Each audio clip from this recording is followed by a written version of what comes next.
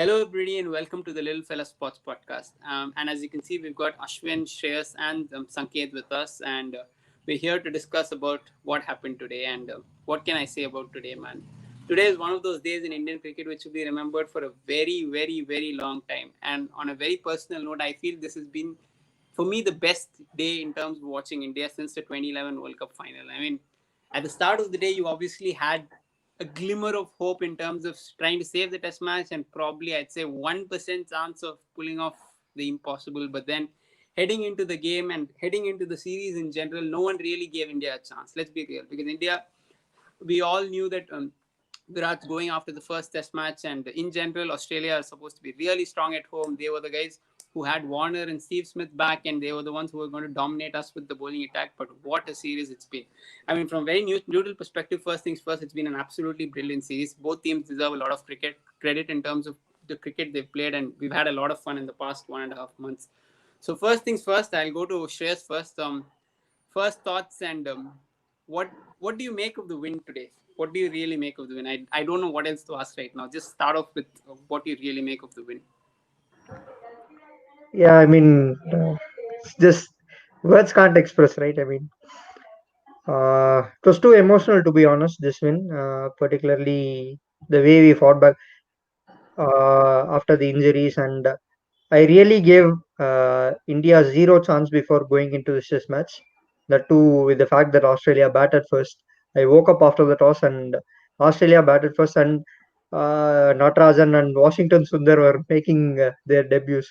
So good to see Tamil Nadu players emerge and make their debuts, and they made it count obviously. But uh, before the game, we literally had no hopes. I thought it'd be great if we avoid an innings defeat or something like that. So this was certainly one of a kind. I will rate this after 2011 World Cup. This surely has to be the moment for any Indian cricket fan. I was a kid back then, probably 13 or 14 years old, and I was obviously very happy and roaming around the streets. And now I am alone, but still, it's really emotional. And yeah, words can't express. I was calling Ashwin, and we were discussing in Discord and all the memes and everything. Just uh, just so good to see India put up this performance after all the setbacks that they have had. Yeah, I mean, as you said, the setbacks is what makes this series win even more special. I can't even go about listing the names who are not playing in terms of our first 11, right? You can say Virat Kohli, Hanuma Vihari, who else? Ashwin, Bumrah, Shami, Ishan Sharma. I have missed out so many names also apart from that. It's been a ridiculously, I mean, I can't even describe how good a performance it was from India. I mean, if you ever had to make a bet on Shardul Thakur, Navdeep Saini, T. Natarajan, Washington Sundar, and Mohammad Siraj breaking the 32-year-old record of Australia not losing at Gabba, I'm sure you can predict anything else in life. So coming over to you, Ashwin, first things first, I mean, I've asked a little bit about how he thought about the series coming in. But today, when did he start believing that India can pull it off? When did he really start feeling that we can do this? I'm actually a bit of a pessimist when it comes to fourth inning. So the actual point where I thought that we would win is actually when the target came less than 50. Till then, even when Pujara got out, I was a bit scared of a mini collapse. Like when like the point when we reached that 1 hour mark, right, where we had 15 overs. That's when I thought, okay, now we really have a chance. Apart from Cummins, none of the bowlers looked threatening. So that's when I actually thought like we could pull this victory. All like you've been following my messages on the group as well. Like always, I was praying for the draw. Never ever have I thought that we would go for win and actually achieve it. I was a bit scared that it might be Adelaide all over again. The similarities were there. So yeah, we have seen enough collapses in the fourth innings to be afraid. But this has been one of the best cricket or even sporting moments I've ever seen live. Yeah, I It mean, has to you talked be about the top. Adelaide in specific. Adelaide 2014 is what we're all referring to, where Virat Kohli played outstandingly well along with Vijay. And we really thought that we'll pull it off. And in the end, we all know what happened in terms of the collapse. But what it turned out was an even better, an even harder version of Adelaide 2003 in terms of the challenge and in terms of how likely we are to pull it off against this Australian team with the resources we had. So credit to the Indian team, and there's no question that each one of them contributed to the series win and even to this test match, because you can't really say that one guy genuinely won it for the team overall, because each one of them at different points of the game really contributed, and that was massive for India. So finally coming over to you, Sanket, I know it's not been the greatest of days for you. I mean, you were very, very confident yesterday. You were confident even midway through the day that Australia will be able to pull it off. But then the 32-year-old record has been finally broken, and the fortress, the so-called fortress, is no longer there. And what are your first reactions about the loss today, and how do you see it actually from an Australian perspective? Well, it's a bit hard to process, really. You know, and I think there have been moments, in the last few years where Australia have been in trouble at the Gabba, but someone or the other is always, always stepped up to save the day, and that's one of the reasons why I've been quite confident that it's the fortress, it's the Gabba, and someone will always come along and rescue the side. And for it to for this streak to be broken against the bowlers that you mentioned, with who had a combined tally of 11 test wickets prior to this test match, that's kind of what makes it extremely surreal. So yeah, I mean, it's a defeat that no one would have imagined, even as an eternal pessimist as you might have seen, throughout the previews that we have done. I have not been very bullish about our chances. And after the first test, I thought that we would win the series comfortably before the first test. But after I saw batting collapse in the first test, I've been very very very pessimistic about our chances in the series. But no one, even in the wildest of their imaginations, could have foreseen this coming. So it's first things first. Yeah, shocked, and it's a result that's going to take quite a lot of time to recover from, both for fans as well as the Australian cricketing public, and the Australian cricket team, the team management. This was frankly a very very embarrassing loss against this Indian side, which all due respect, this you should not be losing a test match for this bowling attack. That was and obviously full credit to India's batsmen. Even after the bowlers had done the job, they still had to chase 320, 328, which is nearly 100 runs higher than the record chase at the Gabba. And Gabba has been hosting test matches since 1931. So we're talking about a 90-year-old record here, and the previous highest was 236. So they've broken that record by almost 97, 93, 94 runs. So that's quite incredible again. Uh, and again, it was done by a team of entirely of youngsters. Had this 21-year-old Shubman Gill on his first tour, uh, in his first series in Test cricket. Rishabh Pant was just in a couple of years into Test cricket, and obviously the old warhorse Pujara. Full credit to India, absolutely phenomenal chase from them. But Australia will have to do a lot of soul searching over this, because it's not the first time this has happened. We saw what happened at Headingley, in 2019, and those are the kind of defeats that after that defeat, I'm probably not as down about this, purely because I don't think we played good cricket throughout this series. So even if we had won this series, today by maybe in a close margin, it would have probably papered over the cracks, because overall, irrespective of the result today, I clearly said that this has not been a very good series for Australia. It's been a very disappointing performance, and win or lose today, that would not change. But yeah, a loss uh, is something that definitely I did not expect. I think maybe a draw would have been probably been acceptable, but the series loss here at the Gabba against an inexperienced Indian side. Uh, yeah, I think the heads must roll. Heads must roll, absolutely. Yeah, I mean, you specifically mentioned a couple of names like the bowling attack, especially when you talk about Shardul Thakur, Navdeep Saini, T. Natarajan, even Siraj. I mean, he's played only 3 Test matches so far, and of course Washington Sundar, who played his first class game in more than 3 years. So coming over to you, Ashwin, what do you make of the bowlers' performance first, especially these youngsters, because they've, I think, combined played 9 Test matches when the Test began, and I mean, Mohammad Siraj was pretty much the leader of the attack. And we have to remember that we lost Navdeep Saini very early on the first day also. He hardly bowled throughout the Test match. So with 4 bowlers, and considering the lack of experience throughout amongst all of them, how good, how impressed were you by the bowling performance? And of course, we have to talk a little bit further about Shardul Thakur and Washington Sundar's batting contributions as well. But first things about their bowling. As and when the lineup came, we were a bit confused why there were four paces. But like our initial reactions, like we thought like maybe they are covering up for an injury. In that way, I think since we had four paces, we didn't miss Saini much. That helped. Coming to the individual bowling performance, Siraj, what a story, man! What a guy he is. He has been like ever since his debut, he has been the one guy that has been impressing us a lot. We knew that even after this series, this is a guy who will, retain his spot in the squad. He has been absolutely relentless. You haven't seen such consistent attacking bowling, relentless bowling from Indians for a very long time. He has been very good, and this responsibility I thought was too soon for him, but credits to him, he has taken the honors and has given a very good performance.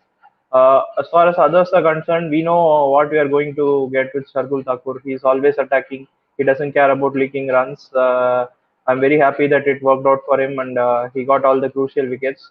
Uh, Washington Sundar is someone we never expected that he would play a test match for India. And it is always nice to see such stories where unexpected people get the cap and they turn up. He was good.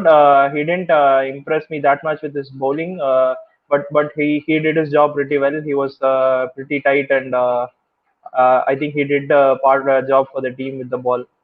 Coming to T Natarajan, also like a very good story. He was supposed to play only T20s. Now he has debuted in all three formats, and he also took three crucial wickets. And then his batting was very fun to watch. At the end of the first innings. So yeah, I mean, we didn't think this bowling attack was capable of taking 20 wickets at the Gabba.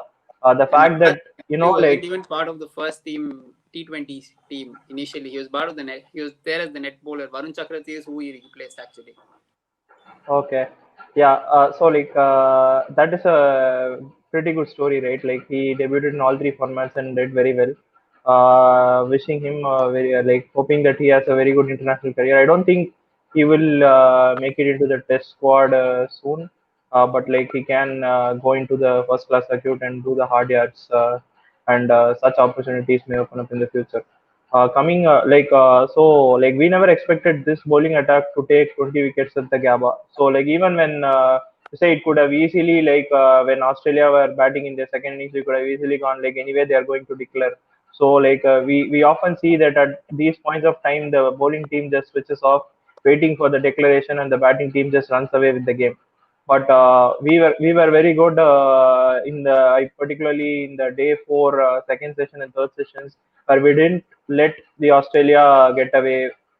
Say at one point where Labuschagne and Smith were scoring, we were pretty tight, and Siraj came in and caught Labuschagne. And when Cameron Green and they were scoring also, we were pretty tight. Didn't give them easy runs, and that helped us a lot. So hats off to this bowling attack. Uh, yeah, most of them really pushed above their weight. Yeah, I think it's very fair to say that none of us really gave us a chance heading into the test match. I mean, we pretty much lost our entire bowling attack. Bumrah and Ashwin were also not available for this test match, and we were just going there to hope and just fight and see what can we really do in this test match. Because as we said, Australia has an incredible record at the Gabba, and Australia really were the ones who were expected to win the test match, right? So, I mean, in terms of that outstanding effort with the ball from all of those guys. Talking a little bit about that partnership, I want to specifically mention Shardul Thakur and Washington Sundar. It was 186 for 6 when Rishabh Pant got dismissed in the first innings of the first, on day one, I think. So, on day two, sorry, on day two. So, how important was that partnership between Thakur and Sundar? Because they pretty much got us very close to what Australia got, and how important was that, Shreyas? What do you make of that specific partnership? And even Sundar's batting today, because when he walked in today, it was a very sticky situation. Any of the other two results could have been possible as well. Yeah, yeah, but specifically since I've been watching Washington closely from since some 2 or 3 years, it's pretty well known to anyone who follows TN cricket that he is a top quality batsman. and but to deliver against the likes of Cummins, Hazelwood, Lyon, and Stark, that's something I never expected, to be very honest.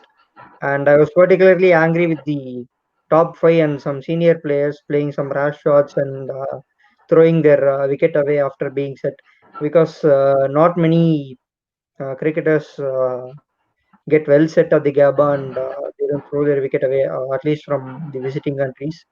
So I was pretty much upset after what you were telling, 185 for six or something. But those two, I mean, that was a dream partnership that changed the game totally. So no one really expected, right? I mean, Shardul Thakur and Washington Sundar. Who would At have that thought? point, actually, we were Yeah, hoping that they'd bat longer so that we can. The last 2 days, we were all expecting yeah. full rain. We'd take the draw and we'll be happy with 1-1.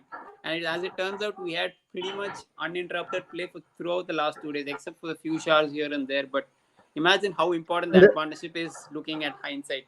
and the thing is that you can't even call that a fluke, right? I mean, some of the shots were just wow. There was one cover drive that Shardul Thakur played of Mitchell Stark. I mean, that you could watch on repeat mode. So, and of course, who'd forget that no look six from Washi? That was brilliant. I think he had a really great debut. Both of them. I mean, of course, Thakur didn't have debut this game, but still, Washington he did really well in the first innings. Uh, I disagree with the fact that Ashwin told that he didn't do that well, but to fill Ashwin and Jadeja's boots single-handedly, and He had to do he did both the a really, defensive and really the great job. offensive job at different points of the Yeah, span. he got Steve Smith the first innings, and that I frankly think that Australia should have scored more than 450 at least in the first innings, because it was really good to bat on at the time, and I think the our bowlers did a really great job to restrict them to 369. It was 315 for 8 at one point. So very very happy with our bowlers' performance, and of course that partnership is something to cherish for. They'll remember it for a really long time, and regardless if they play Test cricket again or not, that is something that's been monumental for Indian cricket, I'd say. Exactly. Sanket, you specifically told when you were talking about that heads must roll, and I actually agree with you also because this Australian team have terribly underperformed and have been much worse than any of us could have thought, both in terms of tactics, leadership, or in general just batting and bowling. I think bowling is severely underperformed apart from Cummins and Hazelwood. The batting, I mean, I know Labuschagne got a lot of runs, but apart from the Brisbane knock, he really did not look comfortable throughout, and the other guys really didn't perform. Of course, Smith got that outstanding 100 in SCG, but you know what I'm getting to, right? So, what really do you think needs to change, and what do you think went wrong in general throughout Australia, throughout the series for Australia? Well, I think everything. It's pretty much everything really. Everything that could have gone wrong for Australia has gone wrong. Now we first, obviously this is not an excuse because India didn't have, you know, didn't have pretty much the entire 11 for this test match. But we started off with David Warner not, being fit for the start of the series, and we had to play a makeshift opening pair.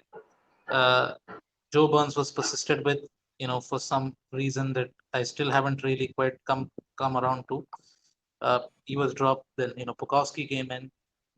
Pukowski, got injured. Now we've got Marcus Harris. We've had a different opening combination, three different opening combinations in four Test matches, and five different openers across the series.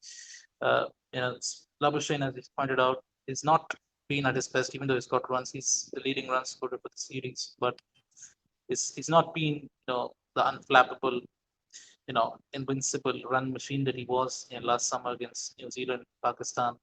Smith obviously hasn't had the greatest series, but you can probably give him some benefit of doubt. He's been carrying this team for the better part of the last 6 to 7 years, so he's probably due a bad series, and I think that's where I think the cricket being a team sport really you know becomes relevant. India didn't have Virat Kohli against Australia at home in 2017. They still won the series. I mean, he played the first three Test matches, didn't perform, and then he missed the decider, and they went on to win that.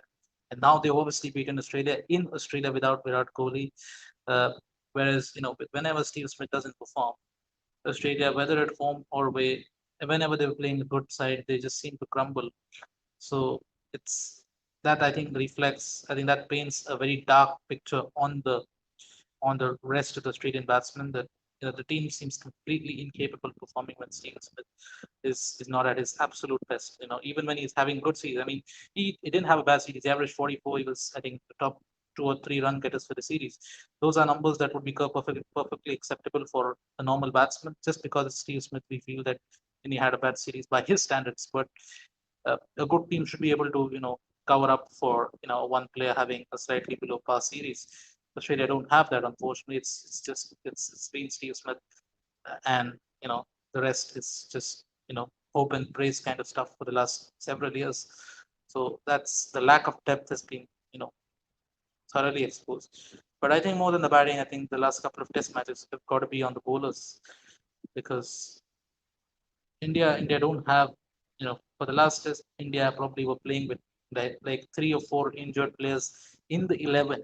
They had Pant was injured, he was batting with an injury. They had Vihari was playing with an injury. They had Ashwin was playing with an injury, and there was Jadeja as well, who did not even get to bat eventually, but he was also playing with an injury. So they had 4 players, in the 11, or all of them in the top 8 were injured, and they still managed to save the test match quite comfortably with 5 wickets in hand. Uh, After the Australian bowlers had bowled 130 overs, and if they had a fully fit batting lineup, then there's every chance that they would have chased the total down, because they were looking very comfortable, and they probably needed like something like 60, 70 more with 5 wickets, and then something that you would have expected them to get quite comfortably with Jadeja to come, assuming he was fully fit in normal circumstances. So the bowling completely lacked penetration at that test, and now here at the Gabba, which is a surface that you pride yourselves on. Uh, Track was, it was a typical Gabba surface. It was not like the SCG, which you could probably say that suited India's strengths. This was a typical Gabba surface. It was not like it was anything that you don't normally get at the Gabba. Even though it's a January Test match, the track was still what you normally get for November Test matches at the Gabba. So no complaints about the surface. Uh, there was uneven bounce, there was pace, and Australia had their first choice attack. I would not call it full strength attack, because I personally don't think this is our best attack, but it was what the selectors consider to be the best choice, best attack. So absolutely no excuses for the kind of bowling that they served up here. 328 on this pitch, which was going up and down.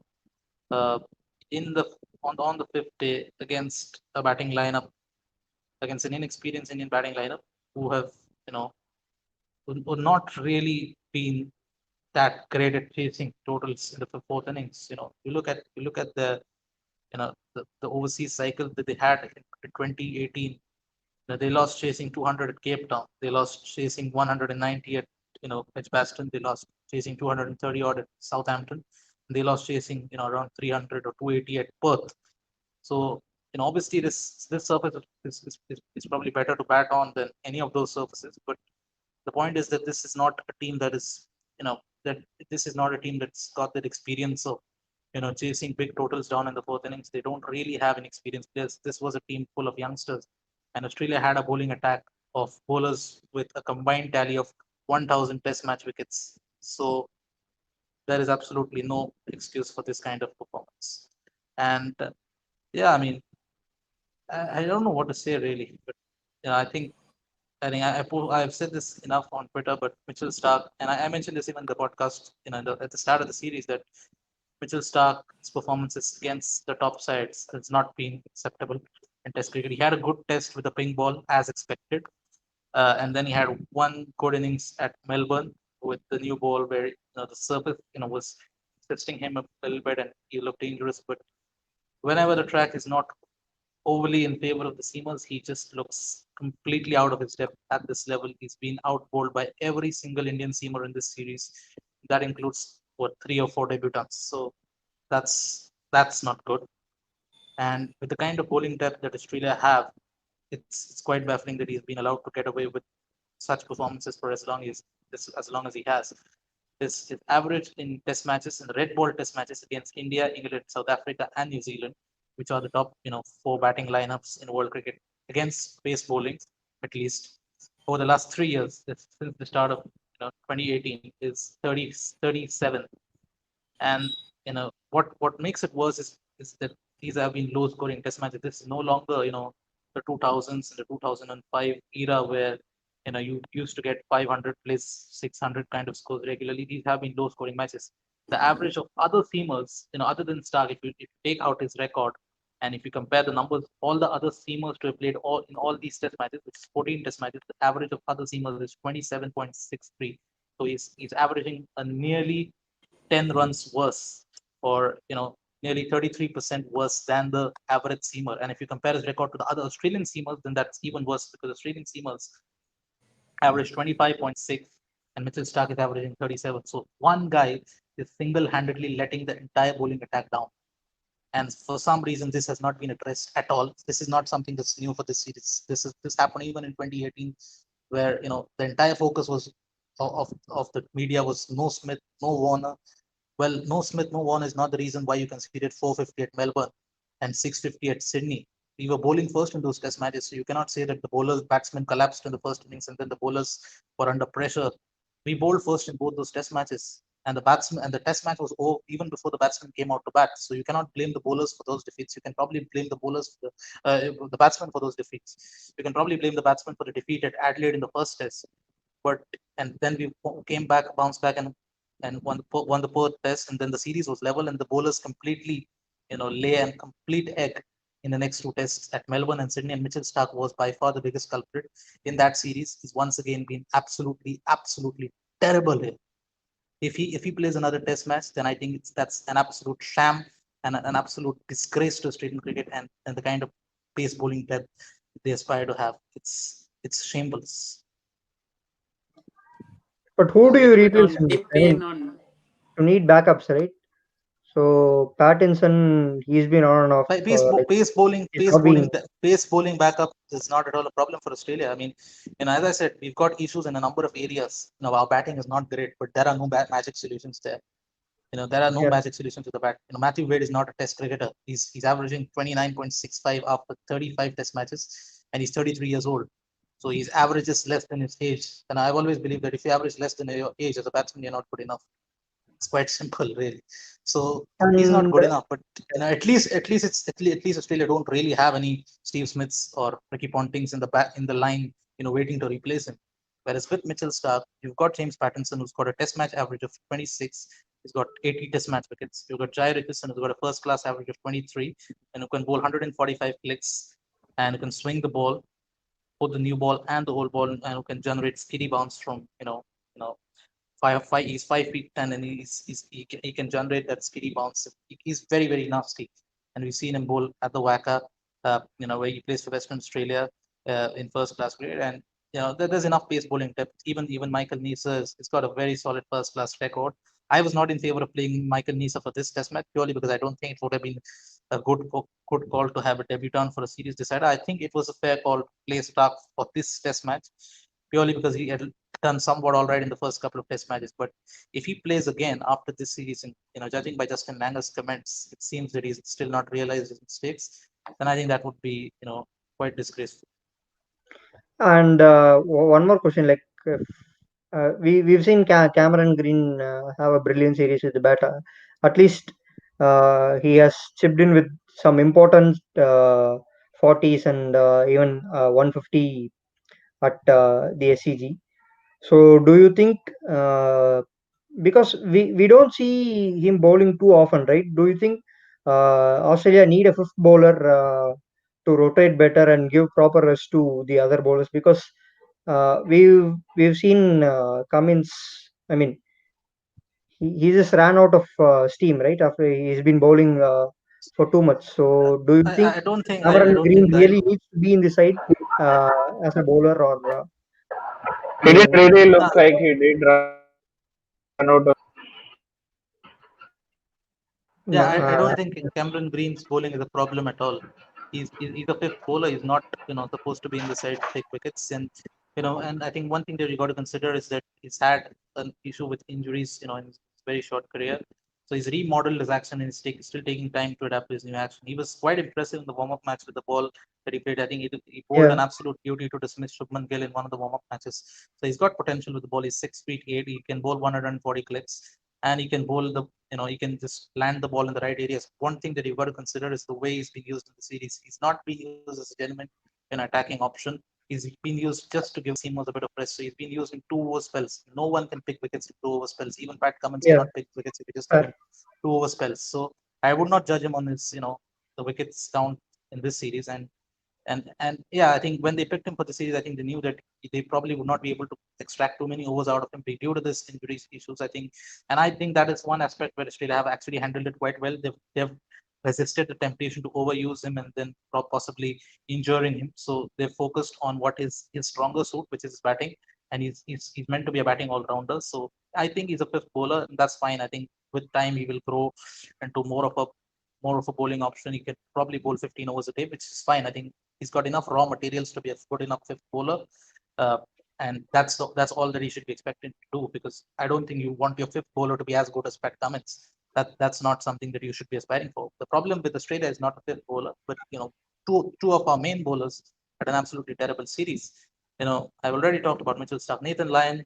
I think Yeah, I'm not calling for Nathan Lyon to be dropped purely because we don't have any alternatives, to replace him. And I think he probably bowled better than his figures suggested as well.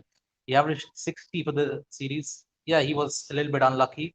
Uh, and yeah, as I said, I don't think he was as bad as Mitchell Starc, for example. I think he probably deserved better than those figures show, but he was still comfortably below par. And and Australia don't have anyone in the spin resources to replace him. Steve O'Keefe is the only other spinner who has some sort of a first class record, and he just retired a year ago. So right now there is absolutely no one. Mitchell Webster is had a couple of good seasons, but he's still quite raw. He got absolutely pelted in the warm-up match against India, so I don't think he would have made much difference in this series. And yeah, I'm personally not a big fan of playing wrist spinners in Test cricket unless you've got Shane Warne like control, because that's generally a very difficult art to master. So I think Nathan Lyon is still the best we've got, but his performances in this series definitely let us down. And I think it's probably time to consider, playing four seamers, in conditions that suit seam. So, for example, the next series in South Africa, and the matches are supposed to take place at the Highvelds, that is the Wanderers in Johannesburg and Centurion, which are both venues where spinners have a terrible record and don't generally have any role to play. So that would be the ideal time to, drop Nathan Lyon and give him a bit of a wake up call that yeah, we might not have a lot of spinners, waiting in the wings, but do not take your place for granted. He will still have to come back, you know, when we do need a spinner. But yeah, I think the South Africa series would probably be the right time to give him a bit of a wake up call. But I think the series was lost, entirely due to Stark and Lyon being a complete no-show. That's two of your main four bowlers. So that's 50% of your bowling attack that was completely non-functional. So I don't think any fifth bowler would solve this, because when your main bowlers are not performing, then yeah, you cannot really expect a fifth bowler to perform.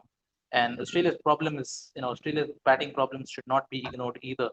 I don't think we have the batting depth to be able to play five genuine bowlers, especially with Tim Payne at six, who's not very well known for his batting abilities. We don't have a Rishabh Pant type, or a Joss Butler, Quinton de Kock style batsman who can probably bat at six and allow us to play five genuine bowlers. And I don't think we need five genuine bowlers. I just think we need better bowlers than what we had in the series. Uh, and I think that replacing Mitchell Stark, I think that would, and as I said, he's averaging nearly 12 runs worse than the other two seamers. For having another seamer who can, perform slightly better and more in line with the other two, I'm not expecting the third seamer to be as good as Pat Cummins, but I'm expecting him to be better than Mitchell Stark. If someone, can provide that control as a third seamer and, offer or be the right foil to Cummins and Hazelwood, then I think the bowling attack can still function well with four bowlers. So Sanket, a quick word, just a yes or no. Justin Langer and Tim Payne should both go, or do you see both? Do you still see value in both of them staying, at least for the short term? Both should go, absolutely. Some of the All right. decisions that they've made this series, and I think Justin Langer for me is something that I've been caught talking about for a long time, more so in limited overs cricket than in Test cricket. Even though he's got the results in limited overs cricket, we won the ODI series in England. We won the ODI series against India, at the start of the summer, but his decision making has been questionable for a very long time. He, right since the World Cup, ever since Steve Smith and David Warner came back, and just listing out the decisions. Usman Khawaja was our best batsman. when Smith and Warner were banned in ODI cricket at the top of the order. He got dropped down the order in the World Cup. They persisted with Marcus Stoinis, even though he was completely out of form. He was injured throughout the World Cup, even though there was the option to replace him not once but twice when he was injured. And the ICC were allowing an injury replacement, but they still insisted on picking him. They picked Nathan Lyon in ODI cricket, who's not an ODI bowler.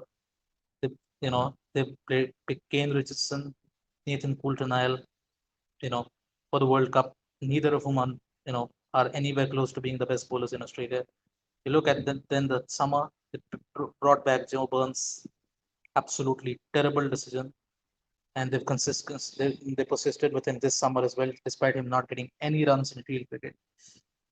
Then Matthew Wade, again another proven failure, given way too long a rope in the middle order. Uh, they've made so many questionable decisions. I think, and I could go on all night, but it's happened. It's happening way too often. We got away with it last summer because we were playing a couple of very mediocre opposition. But I pointed out even last summer that we have not progressed to the side. It was largely Warner and Lumanus Labuschagne was scoring the runs, and Smith did not have the greatest of summer last summer, but it was largely these three who were carrying the batting lineup. And I've always said that Warner's performances also against the top teams have not been the greatest in recent times. So I've always felt this summer against a team like India, especially if India had a first choice bowling attack, that it would all come down to how Smith and Marnus play. And as it turned out, uh, it didn't even need India's first choice bowling attack. It was India's third or fourth or fifth or whatever choice bowling attack that undid us at the so-called fortress. So yeah, I do not see how this is how I don't see how the coach and the captain who've been making decisions that have cost the team for a long time survived this. The issues were apparent even when we were winning, but the opposition was not good enough to lay bare the issues. Now that we played a good side, everything has been laid bare. But personally, I've been criticizing this for a long time, so I've been consistent on this. I have not wanted them sacked because the results did not really warrant the sacking at the time. But now I think, yeah, time to go.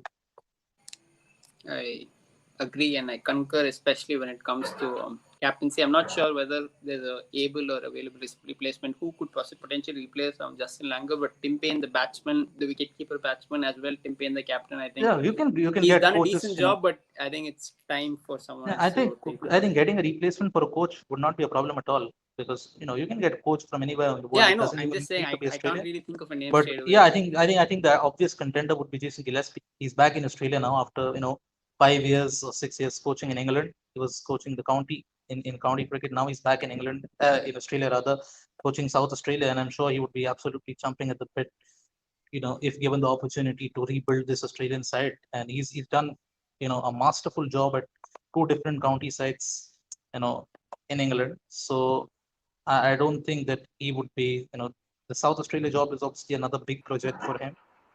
They are a team that is currently struggling in the Sheffield Shield, and he has taken that challenge on. But if you give him the job at the highest level and tell him that he has to rebuild this Australian side, down from the dumps, then I don't think that's an opportunity that he would, refuse. There's Tom Moody as well, is a well-renowned coach, currently not very active. I don't think he's, currently has an IPL side. So he's pretty much freelancing the T20 circuit right now. He's another option. And then there obviously there's Trevor Bayliss, who obviously masterminded England's World Cup when he's also back in Australia. He could be available. So there are options. I don't see any problem I agree. replacing the coach. Justin Langer has to go. This is not acceptable. Coming over to Shreyas or Apart Ashwin, from anyone of the you can. selection, I think the fields that were set. Uh, can you hear me? So yeah, I mean, I think I'm not sure what Ashwin was saying. So basically, coming over to Ashwin or Shreyas, any one of you can take the question. Shubman Gill and Rishabh Pant. I mean, I can't talk enough about these two guys. Shubman Gill really gave us the hope in terms of trying to potentially get really close to the target, getting to 90, scored a 91 of I think around 140 balls. He took down Stark in that wonderful over. He scored 20 runs of Stark, and he was the one who really gave the innings the boost after the lunch, right? So that second session is where India really accelerated, scored at nearly 4.5 runs throughout the session, and that's when you could look into the last session and say if we bat out the first few overs of the last session, then we may be able to push on and try to get the win. And of course, Rishabh Pant, he was promoted to number 5 today, and I can't talk enough about Rishabh Pant. I mean, this guy has been, for me personally, I feel he's been given the raw deal in so many occasions. I feel he's been criticized when he deserves some level of criticism, but at some point, it was getting to a point where everyone wanted him to fail to prove that this guy cannot replace, you know, who I'm talking about, right? But the point is, he's been absolutely outstanding for 2 consecutive tours now. He played only 3 test matches. Remember that both Gill and Rishabh Pant didn't play the first test match, and India absolutely got battered. But Rishabh Pant didn't play the first game, and he was the top scorer for India as well. And to pull off a chase like this on the final day at the Gabba, 330 runs, it was. I mean, you see such chases once in 3-4 years across Test cricket, right? You very rarely see such games and such series. So, what do you guys make of both these two? Both these two guys' performance, especially Rishabh Pant and Shubman Gill. Shreyas, you can take this if you want to. Yeah, sure. So, I mean, you obviously, it's natural for any cricket fan or anyone who supports the team to criticize the players. I mean, they do that, but to get their agendas right, sacrificing their team's loss is something that I really hate in any fan base, to be very honest. I mean, there are really some people who want a certain person to fail just to prove that they are right. So it's so sick to see such people. I mean, if you support the team, then you have to support the team. That's what I think. And of course, there are absolutely no words to describe how Shubman Gill and Rishabh Pant played today. I mean, just fantastic, right? You can't believe 23-year-old and a 21-year-old chasing 328, which has never been done ever at the Gabba, and taking the side home. It's just wow. I mean, there are no words.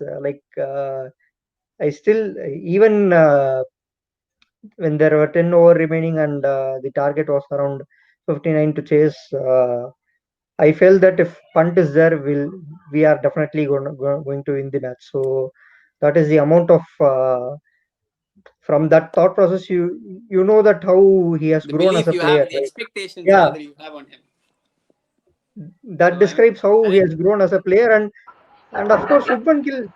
Yeah, there is some stat that I found on Twitter from Crickets. I think the fall shot percentage for Gill is best since the lowest. 2014. Uh, yeah, it's unbelievable how effortlessly he plays all the world class bowlers. I'm very sure that he'll start pad at home.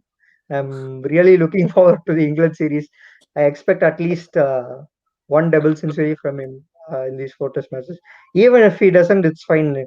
I mean, he's such a class player, and we need to invest in him. So I there's mean, both these absolutely guys no they missed question. out on hundreds and all that, but I Yeah, think their performances through the series, I think, is a lot more worthy than many of the centuries they will go on to score for India. I'm sure. I mean, 89 today was much more than whatever. Maybe I'm sure Rishabh Pant will get a huge 100 at some point in his career, but this 89 will still be much more valuable than what he will go on to do. But what an absolutely incredible performance by both these guys. First for Gill for giving us hope, and then Rishabh Pant for taking us home. I mean, many people I know question whether he could take India home in tough situations. I think this is probably the toughest he'll end up facing in his career. So I think I'm personally very chuffed the way these two guys played. So and I think he should play all the three formats. There's absolutely no question about that. you It's know my crazy stance how on that. he's not playing all the three formats. I mean, You know my it's stance on it's that. okay. Failures happen, man. I mean, I he think is a special we talent, know and we actually spoke about this in the preview yeah, also, right? We know how Indian team selection works. I'm sure he'll be back in the white ball squads now. Just wait and watch. I'm sure he'll be back. yeah, sure. We'll know how There's this I no think works question. like when it comes to India. we can see really like how Pant has grown in Test cricket by the field that Australia set in the final session. We were all scared that like we might see a collapse and like we'll be all out. But the way that Australia set their field for Pant clearly signified that they were more scared of Pant getting the target. So they were a bit ultra defensive there, and finally they still weren't able to stop Pant And from again, getting they there. were the ones who should push for the win, right? I mean, the onus was all on Australia. Till the very end, India could have comfortably just played out the draw. I think India got to a point where, say, last 7 or 8 overs, where Sundar and Pant just wanted to ensure that we can't lose the game from there. And then in that couple of overs in between, they decided to take it on, try to finish off. I mean, I was nervous till the very end because Mm. What a shot because none of our from 8, Washington 9, Sundar, 9, right? 10, 11 can bat. So Yeah. I was a little skeptical about, especially when Thakur got out. And I was worried that Josh Hazelwood bowled another wide and we might have to see Yeah. Saini take strike in the other end. So thankfully things worked out well and obviously a historic win for India. We'll quickly do a player rating for this entire series. I'll just bring a name for each of you and just give a marking out of 10. So I'll start with Shreyas. Rohit Sharma. Just a number. Yeah. Yeah. You know how big I am a fan of Rohit Sharma, and he should have capitalized. Come on, let's be honest. He looked he looked $1 million, right? After the innings at Melbourne, and even now the first innings. I mean, sorry, not at Melbourne, at Sydney, and now in the first innings, he could have gotten a really big daddy 100, but he missed out on that, playing poor shots, and he has defended that. That's how he plays, but I don't know. We won the test match, He's so not a yeah, 23-year-old or a number six batsman yeah. to go on to say that's how I play. I was I mean, really angry. I keep I defending him still think he since played a good role. You know my stance he on did. Rohit Sharma Yeah, in general, but I still think he played a good role I mean, also. but he's not a role player, right? You expect role players to play a good role, but Rohit Sharma is supposed to be in the absence of Like Kohli engine. to lead the Indian batting lineup. To the fashion in which he got out was absolutely baffling, and I don't see why Mayank lost his opening spot, but that is very sad for him. He had a very good series lead up to this particular test series, and I don't think like he's going to get that spot back soon, in Yeah, the at least in the near future. So regarding mine, I personally think that he didn't look in that good form. So obviously Rohit had to replace him since he was coming back. And of course, since you asked me the rating, I'll give him slightly above average. 7 is what I can give him. Six, fair I enough. think it's You average. talked And about yeah, Ashwin. You talked about Mayank, so just give a number for Mayank's series. I know it's been slightly disappointing, but if you had to give a number, I personally don't consider the last two tests where he was no the last test basically where he was asked to play at six. Having said that, the first two tests were really disappointing. I think he played a very good role in Adelaide, but at MCG he was very poor. So I'd say a five would be apt. fair enough. Coming over to you, Sanket. Shubman Gill, number, very impressive debut series. 9. Yeah, 9. can't get much better than that. Yeah, I agree with you. Pujara Shreyas, obviously wasn't as good yeah, as 2018, but still very important. definitely, at least 9 out of 10. I mean, there are really some people who don't understand how Pujara works, right? There have been so many articles and proven facts that this is how he plays. I mean, people ask him to show intent and score. It's how he plays, and he still got 3 or 4 50s in the series, despite Australia figuring out and how to bowl to him, and They had a plan for him specifically. yeah, bowling perfect line and length. He still Not to got mention that he played around 70 overs in the fifth day, combining yeah. both me and Gabba today. Yeah, and I'm pretty sure that if we had lost the test match, or even drawn the test match by, if he came close to 300, the blame would be on Pujara. That's really unfair, and I personally think that he's so valuable to the team, and I'll even I can't give him the man of the series. It's of course India's man of the series is of course Rishabh Pant or Mohammad Siraj, but he has had yet another wonderful series for India, I and think Pujara's innings was probably the most important yeah, of Yeah, all I the three also agree. batsmen. I I think think Pujara's like innings was probably Pujara the has most been important. our best Pujara was batsman the in the one series. who I think no, today I wouldn't say he was the best batsman in the series for India, but today I think his innings was the one that ensured that India wouldn't lose. That is what yeah, really allowed the likes of Pant and you know Sundar and those guys to play their shots later on. But Pujara was the one who even yeah, when the bowling was at its most vicious, Pujara was the one who was wearing all those clothes and stood firm. And when he got out, it was India's chances of defeat were quite minimal. I think with the new ball, yeah, you could probably say there was still a chance of a collapse, but yeah, I think Pujara was the one who really set the win up for India. And Heading even out. VVS, the likes of VVS stated he had to show intent. I mean, come on, man, I please. saw that. Yeah, Ashwin, coming over to the captain for the series, at least the last three games. If you had to rate Rahane with a number, what would you do? You can include his captaincy as well.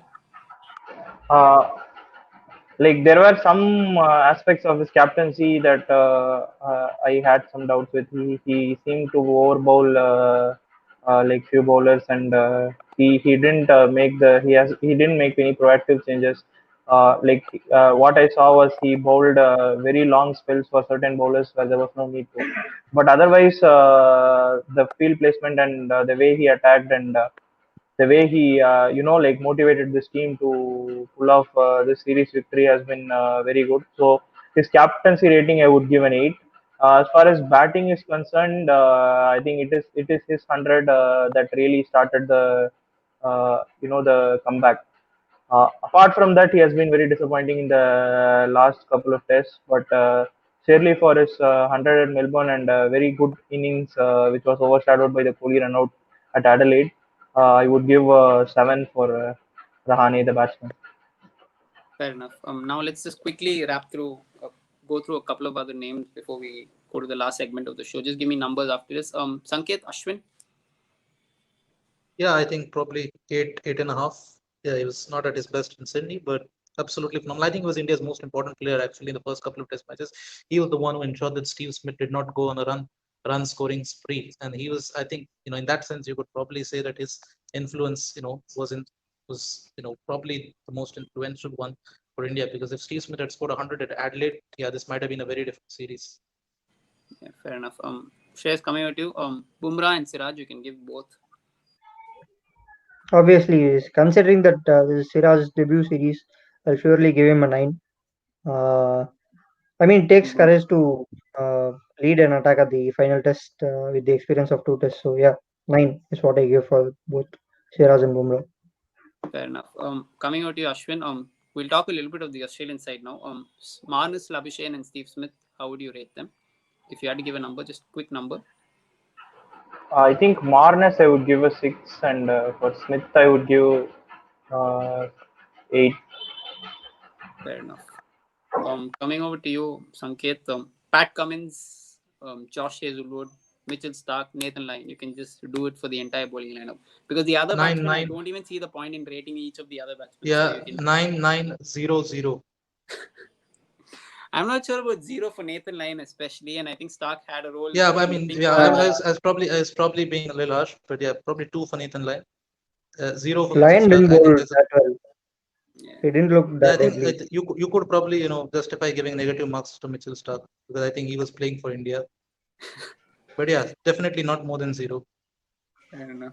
We can And finally, like when we are watching the match, right? We feel a sigh of relief when Mitchell Stark comes into the attack, especially after I actually seeing can't long believe spells it. from Hazelwood and Cummins. Yeah, Whenever it's Stark it's comes to the attack, absolutely we feel. it's absolutely embarrassing, for an Australian fan to be hearing this from an Indian fans, that an Australian fast bowler coming into the attack is a sigh of relief for them. That was how I used to feel when the likes of Vinay Kumar and Varun Aaron came into the Indian attack all those years ago. Now Mitchell Stark is the one who's invoking such feelings among Indian fans. Very, very embarrassing. Yeah, I mean, obviously a very very special Test match overall, and it's been a wonderful series for India. Obviously historic in many ways. No one really gave us a chance, but I'm just going to wrap the show up quickly by asking each one of you their favorite moments. One specific moment. Just quickly tell me. So first we start with Shreyas. One specific moment. Which is your favorite moment in the series? Definitely Ashwin giving back to Lion at Sydney. Can't get better, of course. You go on and mouth about Gabba, and after, I mean, that was an instant reply, right? Can't wait to see you at Chennai and or India, of course. And of course, the Indian team did it to back Ashwin. And of course, today we saw a tweet from Ashwin tagging Kim Payne and all. It was man's on fire now. So that was the best moment for me. Ashwin, what's your one specific favorite moment? For me, it was Gill's first 50. or even in the debut, right? We were all rooting for Gill to start ahead of Shah, and for a long time, I think we have been waiting for Gill. When he finally came to play and like he assured us that he belongs here, that was really a very satisfying moment for all. Fair enough. And Sanket, I know it's been a very, very tough series for you, but I think Yeah, I what think your apart favorite from the, moment is. I think apart from the obvious, which would be the 36 all out, I think that would be the obvious answer. But other than that, I think it was good to see Will Bukowski finally make his Test debut. I'm not even talking about the runs that he scored, but just for him to make his debut after all that, after all the issues that he's gone through and the concussion that he suffered prior to the series, and there were questions whether he would even make ever play Test cricket, and whether the doctors would advise him to retire from the game and all that sort of speculation. That has been gladly put to rest. He's now, even though he missed this test due to a shoulder problem, but now he's a Test cricketer. He's got a Test match half century, and hopefully more runs to follow in the years to come. Yeah, I agree. I mean, he looked pretty assured in this first Test match, although he got a couple of opportunities, but I think he had a pretty good Test debut. And personally, for me, my favorite moment, I think, I know we had a wonderful win at MCG, an incredible fight at SCG, but today was very special. I mean, the emotions I felt at the end of day's play. So I think by far the last couple of hours, let's say post the session, definitely the way Rishabh Pant and first Pujara and then Mayank and eventually Sundar and even up to Saini who walked in at the very end running for the three. I think the last session as a whole was definitely my most memorable moment for the series and what's been an absolutely wonderful series. We at the Little Fella Also, I Sports think Car. so. This is the second time in this century that a makeshift captain has won an away series in between these two sides. It Who was was the other Adam one? Gilchrist. Adam Gilchrist in 2004, one in India, and the one test the regular captain P Ponting, he lost that test. This Mumbai, time around yeah. it was the this Yeah, time around it was the first test, so Virat it was just lost. a complete reversal in terms of Opposite. chronology, but the same result in the sense that one the regular captain lost the test, and then the makeshift captain went on to win the series. So that's a quite a nice work. I think that's something that for Australia to think about the next time they go over to India. Maybe just ask Tim Paine to retire after one test and get someone else. I don't think he'll be there for the Ashes itself. Let's see. I mean, he's already Hopefully, 36, right? So, but hopefully. another thing is who will be the captain again? Cummins, he can't do everything. So yeah, I would still go for Cummins. Yeah, for me, yeah. as a short-term option, I don't see any better options. Maybe in a couple Right. of years when someone like Manas or someone else matures, then maybe we could think about giving it to a batsman. But for now, I think Cummins is the only realistic choice. But yeah, that is probably the only reason why think Payne may yet survive this. They might stick with him. I hope not, but yeah, I wouldn't rule it out. Yeah. Personally, I think I Justin mean, Langer needs to go more than Tim Payne because I think he's the one who's pulling all the strings. I don't think Tim Payne actually has much of a power as a captain. He's just nothing but a PR agent who's just the face of this all this whitewashing exercise that's going on. I think Justin Langer is the one who's the the brains behind all this. So I think with a better coach, we would see a bit better results on the field, even under the same captain. Although ideally, I would like to get rid of both.